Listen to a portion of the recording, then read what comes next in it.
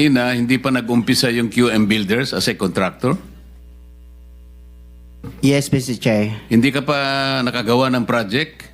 Hindi pa kasi yung nag-asawa ko ng 1991, nag-upisa kami sa hardware. Yung maliliit na hardware, nagtitinta ng bamboo, mga ganun eh. Mga lipa. Bakit nasama ka sa 15 contractors sa listahan ng Pangulo?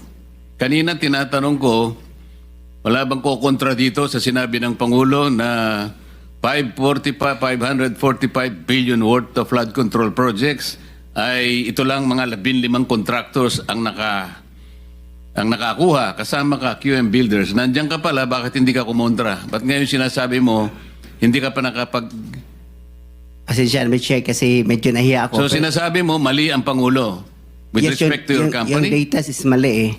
Kasi ang totoo, yung 414 projects na nakuha sa QM, totoo lang ha, is only 86 projects, Mr. Chair.